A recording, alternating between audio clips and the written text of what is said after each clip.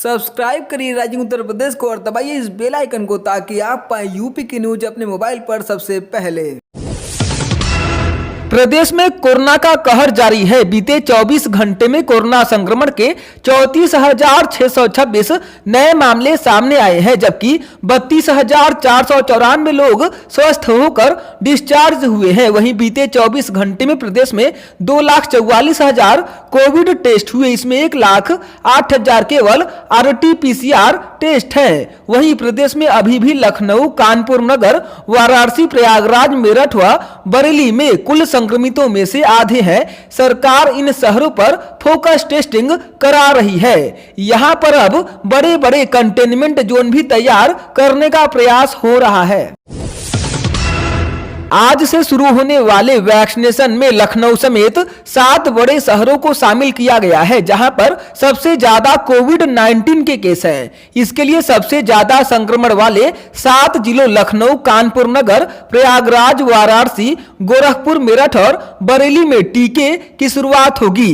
टीकाकरण को लेकर सीएम योगी ने किसी भी प्रकार की लापरवाही नहीं बरतने के निर्देश दिए हैं, जिसके बाद विभाग ने टीके के लिए ग्लोबल टेंडर की कार्रवाई भी शुरू कर दी है। कोरोना से निपटने के लिए योगी सरकार हर संभव कदम उठा रही है। मुख्यमंत्री योगी आदित्यनाथ ने अपने सरकारी आवास पर सबसे पहले टीम 9 के साथ समीक्षा बैठक की। फिर अवध शिल्प ग्राम में बने 400 बेड के कोविड अस्पताल के आईसीयू का निरीक्षण करने पहुंच गए। इस दौरान उन्होंने वहां मौजूद अधिकारियों से बातचीत की और कोविड अस्पताल को जल्द से जल्द चलाने के निर्देश दिए। कानपुर में कोरोना का कहर लगातार जारी है, लेकिन कुछ ऐसे संवेदनहीन लोग हैं जो अभी भी मरीजों के परिजनों को लूटने में पीछे नहीं है। कुछ लोग कालाबाजारी व मुनाफाखोर चोरी छिपे दवाइयों और इंजेक्शन की भी कालाबाजारी करने से नहीं चूक रहे हैं। जिन हाथों में इसकी जिम्मेदारी है वो भी मौके का फायदा उठाने में पीछे नहीं है। ऐसे ही एक मामले में क्राइम ब्रांच की टीम ने हैलट अस्पताल में छापेमारी कर मौके से अस्पताल के 2 नर्सिंग स्टाफ व 2 अन्य लोगों को रेमडेसिविर इंजेक्शन की कालाबाजारी करते हुए रंगे हाथों गिरफ्तार किया है। शूटर दादी के नाम से मशहूर निशानेबाज चंद्रो तोमर का 89 साल की उम्र में निधन हो गया। वे 26 अप्रैल को कोरोना से संक्रमित हुई थी। उनका मेरठ के मेडिकल कॉलेज में इलाज चल रहा था। शूटर दादी के निधन से उनके समर्थकों में शोक की लहर दौड़ गई है। गोंडा जिले में एक प्राइवेट अस्पताल ने कोरोना संक्रमित की मौत के बाद उसके शव को परिजनों के सुपुर्द करने से इनकार कर दिया। अस्पताल प्रबंधन ने कहा, बाकी रुपए जमा करिए और शव ले जाइए। परिवार ने रिश्तेदारों से 1 लाख रुपए जुटाकर अस्पताल को दिया, तब शव जाकर मिला। यह मामला सीएमओ तक पहुंचा तो उन्होंने जांच के बाद कार्रवाई करने की बात कही है। बता दें कि प्रदेश के मुख्यमंत्री योगी आदित्यनाथ ने कहा था कि संक्रमितों का इलाज प्राइवेट अस्पताल में हो सकता है, उसका खर्च सरकार उठाएगी। लेकिन जिले में हुई इस घटना ने सरकार के दाव की पोल खोल दी है, वहीं मानवता को भी शर्मसार किया है। कोरोना संक्रमित मरीजों की अस्पतालों में भर्ती में अड़चन बने रेफरल लेटर की शिकायतों को मुख्यमंत्री योगी आदित्यनाथ ने गंभीरता से लिया है। उन्होंने कहा है कि किसी भी सरकारी या निजी अस्पताल में कोरोना मरीज को भर्ती होने के लिए रेफरल लेटर की कोई जरूरत नहीं है। कोई भी मरीज सुविधा अनुसार किसी भी सरकारी या निजी अस्पताल में इलाज के लिए बेड की उपलब्धता के आधार पर भर्ती हो सकता है। बेड खाली होने पर कोई भी निजी या सरकारी कोविड अस्पताल मरीज को भर्ती करने से इनकार नहीं कर सकता। उन्होंने शासन के वरिष्ठ अधिकारियों को इस व्यवस्था को प्रभावी ढंग से लागू करने का निर्देश दिया है। कोरोना वायरस के संक्रमण की बढ़ती रफ्तार को देखते हुए उत्तर प्रदेश शिक्षक महासंघ व कर्मचारी संगठनों ने त्रिस्तरीय पंचायत चुनाव की मतगणना न करने का सामूहिक फैसला किया है। महासंघ ने राज्य निर्वाचन आयुक्त को तीसरा पत्र भेजकर अल्टीमेटम दिया है कि मतगणना स्थगित की जाए, अन्यथा शिक्षक व कर्मचारी बहिष्कार करेंगे। यह भी लिखा कि शिक्षक कर्मचारी अपनी जान दांव पर लगाकर यह कार्य नहीं करेंगे। राजधानी लखनऊ कोरोना संक्रमण के मामले में वुहान बनता नजर आ रहा है। स्थिति यहां तक पहुंच गई है कि मरने के बाद अब परिजन भी शव लेने से किनारा कर रहे हैं। ऐसा ही एक मामला लखनऊ में सामने आया। एक वरिष्ठ पत्रकार का कोरोना के चलते निधन हो गया। उनका शव घर पर पड़ा रहा। ये कोई परिजन उनकी सूध लेने समय से नहीं पहुंचा तो अंत में यह जिम्मेदारी लखनऊ पुलिस को निभानी पड़ी।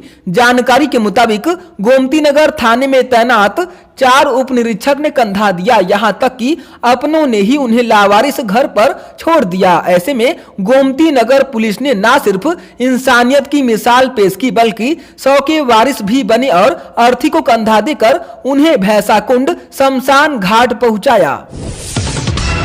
कोरोना महामारी से बचाव के अभियान को गति देते हुए प्रदेश बीजेपी के अध्यक्ष स्वतंत्र देव सिंह ने कार्यकर्ताओं से अपना बूथ कोरोना मुक्त बनाने के लिए बूथवार सैनिटाइजेशन की पहल का आह्वान किया। वर्चुअल संवाद के माध्यम से उन्होंने सेवा कार्यों की जिलेवार समीक्षा की। किसानों के खेतों में जब तक गन्ना रहेगा तब तक चीनी मिलों का संचालन किया जाएगा। कोरोना की दूसरी लहर को परास्त करने के लिए किसानों को ग्राम निगरानी समितियों से समन्वय बनाकर अभियान चलाना चाहिए। मुख्यमंत्री योगी आदित्यनाथ ने गन्ना किसानों से वर्चुअल संवाद में यह बात कही। बुलंदशहर के थाना डिबाई स्थित हाईवे पर इको वैन और बस की जबरदस्त भिड़ंत में इको कार सवार 6 लोगों की मौके पर ही मौत हो गई। एक महिला गंभीर रूप से घायल हो गई है। हादसे के बाद चालक बस को मौके पर छोड़कर भाग गया। मृतकों में 3 एक ही परिवार के हैं। नेशनल हाईवे स्थित सबलपुर गांव के पास यह हादसा हुआ। भिड़ंत इतनी जबरदस्त थी कि इको के परखच्चे उड़ गए। भिड़ंत की आवाज सुनकर ग्रामीण घटना स्थल की तरफ दौड़े। सड़क पर खून से लथपथ शव पड़े थे। कुछ ही देर में पुलिस भी वहां पहुंच गई। मुख्यमंत्री योगी आदित्यनाथ ने कोरोना महामारी की भयावहता को देखते हुए नए सिरे से रणनीति तैयार करने के लिए लोगों को समय से इलाज व ऑक्सीजन उपलब्ध कराने के लिए 9 टीमें बनाई हैं। अभी तक यह काम टीम 11 देख रही थी। यह सीधे मुख्यमंत्री को रिपोर्ट करेंगे। मुख्यमंत्री के अपर मुख्य सचिव SP गोयल ने इस बारे में आदेश जारी किया है। जौनपुर में शादी के ही दिन दुल्हन की मौत से कोहराम मच गया। दुल्हन की ड्यूटी कुछ दिन पहले पंचायत चुनाव में लगी थी। ड्यूटी के दौरान ही संक्रमित होने से उसकी तबीयत खराब हो गई थी। जिले के मुंगरा बादशाहपुर नगर के मोहल्ला गुड़हाई निवासी संतोष मोदनवाल की बेटी ज्योति मोदनवाल की शादी 30 अप्रैल को निर्धारित थी। ज्योति प्राइमरी स्कूल की शिक्षिका थी। उनकी तैनाती मेरठ जिले में हुई थी। वहां पर त्रिस्तरीय पंचायत चुनाव में उनकी ड्यूटी लगाई गई थी। ड्यूटी के दौरान ही वह संक्रमित हो गई थी। पूर्वांचल में हॉकी के द्रोणाचार्य के नाम से विख्यात 70 वर्षीय तेज बहादुर सिंह उर्फ तेजू सिंह का इलाज के दौरान निधन हो गया। पिछले कुछ दिनों से वह बीमार थे, जिनका BHU के कोरोना सेंटर में इलाज चल रहा था। उन्हें हैदराबाद के एक अस्पताल में भर्ती कराने के लिए एयर एम्बुलेंस भी मंगाई गई थी, लेकिन हालात बिगड़ने पर BHU में ही इलाज चलता रहा, जहां पर उनकी मृत्यु हो गई। उत्तर प्रदेश माध्यमिक शिक्षा परिषद से संबद्ध सभी स्कूल 15 मई तक बंद रहेंगे। इस दौरान शिक्षक घर से काम कर सकेंगे।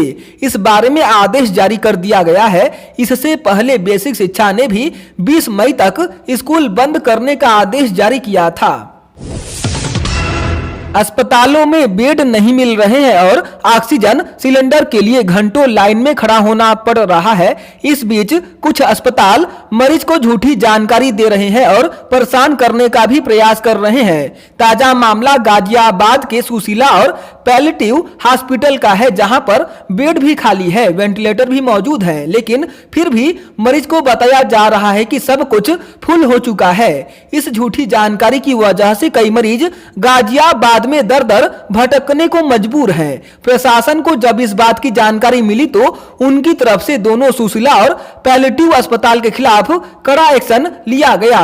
एक तरफ सुशीला अस्पताल का लाइसेंस सस्पेंड करने का आदेश दिया गया है, तो वहीं पैलेटिव अस्पताल का लाइसेंस निरस्त कर दिया गया है।